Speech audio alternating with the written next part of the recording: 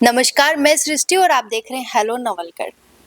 आज अपने साथ में है डॉक्टर रतन सिंह शेखावत, जिन्होंने प्रधानमंत्री नरेंद्र मोदी के ऊपर उनके कार्य और व्यक्तित्व को लेकर संस्कृत के अंदर एक बुक लिखी। हालांकि अभी तक इन्होंने 4 बुक लिखी है, लेकिन जो प्रधानमंत्री नरेंद्र मोदी के ऊपर लिखी मोदी शतकम बुक, जो अभी तक सबसे बेस्ट सेलिंग है। और बाकी अपने साथ में डॉक्टर रतन सिंह शेखावत है, जो एक शिक्षक भी है और झारखंड में पोस्टिंग है इनकी, और वह भी अपने साथ में मौजूद है। सर, हमारे चैनल पर आपका बहुत बहुत स्वागत है।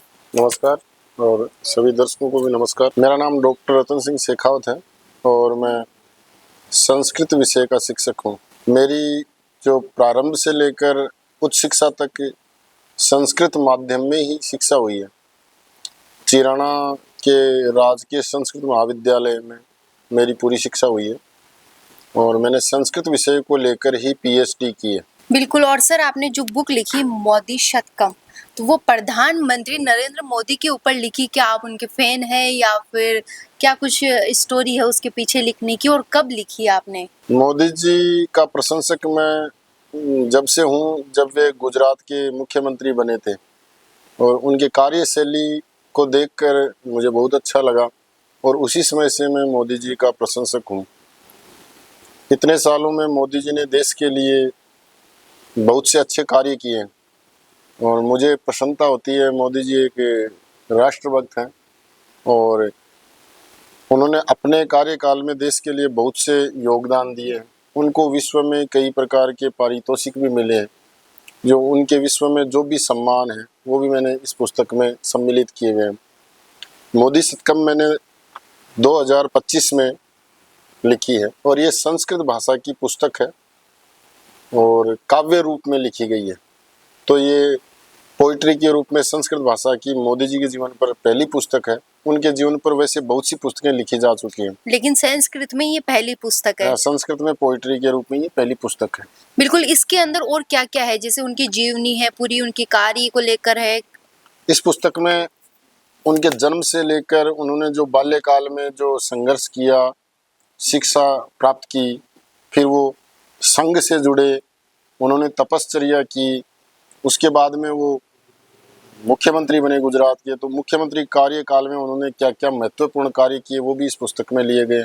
उसके बाद में वे प्रधानमंत्री बने और भारत के प्रधानमंत्री बनने के बाद में उन्होंने जीवन में कौन कौन से महत्वपूर्ण कार्य किए वो भी श्लोकबद्ध रूप से इसमें वर्णित हैं। और मोदी जी को विश्व में कौन कौन से सम्मान मिले वो सारे सम्मान इसमें जो जुलाई 2025 तक मिले वो सारे इसमें वर्णित है। उसके बाद में भी उनको कई सम्मान मिल चुके हैं, उनका उल्लेख अभी इसमें आया नहीं। बिल्कुल। और आपने भी मोदी शतकम बुक लिखी, तो आपको भी राज्य स्तरीय और जिला स्तरीय और ब्लॉक स्तरीय जो है वहां पर भी काफी सम्मान मिले हैं। और कौन कौन सी 4 बुक आपने लिखी है, और इस बुक का क्या नाम है? ये वाली जो बुक है, ये मेरी पहली पुस्तक है। इस पुस्तक का नाम है संस्कृत साहित्य छायाम राजस्थानी भाषा या वीर काव्यानी। इसका ये संस्कृत में पुस्तक है और इसका अर्थ ये है कि राजस्थानी भाषा में जो प्राचीन काल में जो वीर काव्य लिखे गए थे, जैसे तेजाजी महाराज है, गोगाजी है, बाबूजी राठौड़ है, महाराव शेखाजी है, बगड़ावत महाभारत है, ऐसे बहुत ग्रंथ अपने राजस्थानी भाषा में वर्णित है वीर काव्यों के रूप में। तो उन वीर काव्यों की प्रेरणा जो उस समय लेखक थे उनको कहाँ से मिली और उन्होंने कौन से साहित्यिक लक्षणों का उसमें समाहित किया है उनको, तो वो सारा रिसर्च इसमें किया है। मैंने 119 पुस्तकों का अध्ययन करके रिसर्च करके उसके बाद में ये पीएचडी की शोध पुस्तक तैयार की है। इस पर मुझे डॉक्टरेट की उपाधि प्राप्त हुई और ये संस्कृत भाषा में। इसमें लगभग आरपीएससी में जो भारतीय राजस्थान की संस्कृति लगभग आ गई, तो कई बार इससे आरपीएससी में भी कई प्रश्न पूछे जाते हैं जो राजस्थानी संस्कृति से संबंध। दूसरी पुस्तक मेरी कामराज है जो पॉकेट एफएम पर ऑनलाइन है। उसमें भारतीय संस्कृति से और आज की युवा पीढ़ी और जो माता पिता का जो द्वंद्व है वो उसमें वर्णित है उपन्यास के रूप में। वो भी क्या सर संस्कृत में ही है? नहीं, वो हिंदी में है और ऑनलाइन पर कोई भी आदमी पॉकेट एफएम पर कामराज सर्च करके आसानी से पढ़ सकते हैं। बिल्कुल। और जो ये वाली बुक आपने सबसे पहले जो बुक लिखी थी, इसके अंदर क्या पूरे राजस्थान का इतिहास है? जिस तरह इसमें से आप बता रहे हैं कि वीर योद्धा हुए। राजस्थान में इतिहास में बहुत से काव्य लिखे गए हैं, जैसे प्रेम काव्य है, उपन्यास के काव्य हैं। इसमें केवल जो वीर काव्य है वही सम्मिलित किए गए हैं और अन्य काव्यों को सम्मिलित नहीं किया गया। बिल्कुल, और आपने जिस तरह से बताया कि 119 बुक आपने पहले उन पर रिसर्च किया है, उसके बाद में आपने ये बुक लिखी, तो सर क्या आपने ये अकेले नहीं किया, फिर कोई टीम वगैरह है, सहयोग रहा किसी का? नहीं, इसमें जो रिसर्च का काम मेरा है और जो मेरे गुरु डॉक्टर रामविलास जी शर्मा, उन्होंने मुझे गाइड किया था। तो उनके निर्देशन में जो उनका आदेश होता था उसी हिसाब से मैं कार्य करता था। रिसर्च मुझे ही करना रहता था, जैसे बीकानेर है, पिलानी है, जयपुर है, जोधपुर जाना, वहाँ से तथ्य संकलित करना, ये सारा काम मैंने ही किया। बिल्कुल, और डॉक्टर रतन सिंह शेखावत जी का दशहरे वाले दिन गाने भी लॉन्च हो रहे हैं 2, और वो भी अपने वीर योद्धा राव शेखावत जी के ऊपर ही है वो गाने। तो सर आपने उन्हीं को ही क्यों चुना? महाराव शेखावत जी एक बहुत बड़े प्रेरक व्यक्तित्व हैं और उनके जीवन से हम बहुत बड़ी प्रेरणा ले सकते हैं आधुनिक युग में भी। महाराव शेखावत जी का जब पहली बार राज्याभिषेक हुआ तो उनकी आयु मात्र 12 वर्ष थी।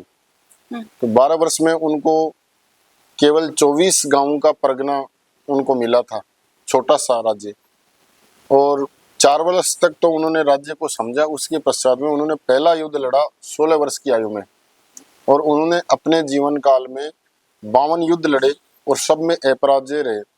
और ये 52 युद्धों में शेखावाटी का विशाल साम्राज्य खड़ा किया। तो वो एक विश्व रिकॉर्ड में आता है। गिने चुने योद्धा है जिन्होंने एक भी युद्ध नहीं हारा, उनमें से महाराव शेखावत जी भी एक है। उनसे मैं प्रेरित होकर मैंने उनके जीवन पर 2 गाने लिखे।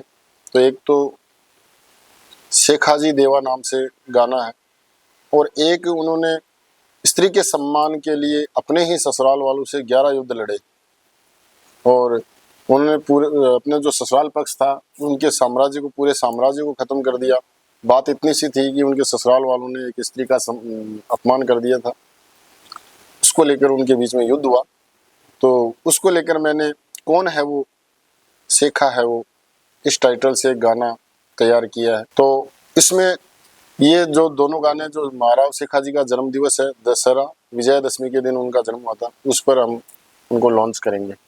उस दिन आप लोग ये गाना जो है वो रिलीज होगा? शेखाजी देवा गाना है, तो उसमें तो उनके युद्ध जो कौशल को, मुख्य बातें हैं वो आपने लिखी युद्ध है। कौशल को दिखाया, और जो कौन है वो, उनके उस गाने में स्त्री सम्मान के लिए जो कार्य किया उसके लिए वर्णन है उसमें। बिल्कुल, और जिस तरह से सर आप बेसिकली वैसे शिक्षक हैं और संस्कृत से, और बुक्स भी आप लिख रहे हैं, तो आगे आप क्या विज़न लेके चल रहे हैं? आगे आपका क्या विज़न है? जैसे बुक्स को लेकर अभी तक आपने 4 बुक लिखी है, क्या आगे भी आप बुक लिखते रहेंगे या फिर क्या कुछ नया लाएँगे? जैसे कि मोदी शतकम जो आपने बुक लिखी, वो पहली ऐसी बुक है जो संस्कृत में है उनकी, तो आगे हम क्या कुछ लेकर आएँगे नया? मैं आपको बताना चाहूँगा सृष्टि जी, मैं पुस्तकें तो लिख ही रहा हूँ। अभी मेरे जो 2 पुस्तकों का प्लेटफॉर्म तैयार है, चल रहा है, जिनमें एक मोदी जी के जीवन पर है। तो मैं आपको बताना चाहूँगा कि मुझे तो सपने भी मोदी जी के आते हैं। क्यों, ऐसा क्या है मोदी जी से कि आपको सपने भी मोदी जी के आते हैं? उनकी कार्यशैली को लेकर मैं बड़ी उनसे प्रेरित होता हूँ कि वो क्या इस कभी आयु में, आप जैसे बुक भी लिखी आपने, तो क्या मोदी जी से कभी मिले हैं? नहीं, फेस टू फेस तो मेरा मिलना नहीं हुआ। कभी ऐसा फिर तो मैंने आपका उनको, सपना भी है कि मोदी जी से मिलूं मैं? अगर मुझे ऐसा सौभाग्य मिला तो मैं अपने आप को गौरवान्वित महसूस करूंगा कि मुझे इस जीवन में मोदी जी से फेस टू फेस मिलने का सौभाग्य मिले। लेकिन मैं मोदी जी के जीवन पर एक बहुत बड़ी पुस्तक की रचना कर रहा हूँ, और बड़े विजन को लेकर। तो मोदी जी प्रधानमंत्री रहे आगे भी, तो मुझे पूरा विश्वास है कि वो उस विजन को पूरा भी करेंगे। तो लिखते वक्त क्या ख्याल थे कि जब मैं ये बुक मेरी पूरी कंप्लीट हो जाएगी तो मैं मोदी जी से मिलूं, उन्हें दिखाऊं, उनसे ही इसको रिलीज करवाऊं, ऐसा कुछ था क्या? मेरा जब मोदी जी के जीवन पे मैंने पुस्तक लिखना प्रारंभ किया तो मुझे लगभग इसको तैयार करने में 1 साल का समय लगा, और मोदी जी मुझे पसंद है, तो इसलिए मैंने सोचा कि क्यों ना मैं मोदी जी के जीवन पर कुछ ऐसा कार्य करूं। तो मेरे पास यही योग्यता थी कि मैं पुस्तकें लिखने का मुझे शौक है, और मेरे पास यही योग्यता थी, तो मैं मोदी जी के लिए कुछ ऐसा कर जाऊं तो बच्चों को भी काम में आएगा कहीं ना कहीं, तो ये उनसे उनके जीवन से प्रेरणा लेंगे। तो मैं यही दृष्टिकोण रख के मैंने इस पुस्तक की रचना की, और मुझे पता नहीं था कि इतनी प्रसिद्ध भी हो जाएगी। मुझे इसके लिए, इसी पुस्तक के लिए राज्य स्तरीय सम्मान संस्कृत युवा प्रतिभा पुरस्कार से आदरणीय मदन जी दिलावर साहब जो शिक्षा मंत्री हैं, उन्होंने उदयपुर शहर में 7 अगस्त को जो कार्यक्रम हुआ था, बहुत बड़ा विशाल कार्यक्रम, उसमें मुझे सम्मानित किया। और वहाँ अन्य मंत्री वासुदेव देवनानी जी और अन्य मंत्री विधायक वो भी उपस्थित थे। तो विशाल कार्यक्रम में वो सम्मान हुआ, मुझे भी बड़ा अच्छा महसूस हुआ। संस्कृत भाषा में जो पांडित्य क्रम है, इसके अलावा जैसे वास्तुशास्त्र का भी बहुत विस्तृत वर्णन है। अब जैसे बहुत से लोग वास्तुशास्त्र को मानते हैं, बहुत से नहीं भी मानते। लोग कई बार ये प्रश्न भी कर लेते हैं कि अमेरिका में क्या वास्तुशास्त्र नहीं, तो वो कैसे रहते हैं, या यूरोप के देश हैं उनमें कैसे। तो मैं ये बताना चाहूँगा कि जितने भी देश है बड़े, उनमें सब में उनका अपना वास्तु है। जैसे चाइना का भी है, अरब कंट्रियों का भी है, और जो यूरोपीय देश हैं उनका भी है।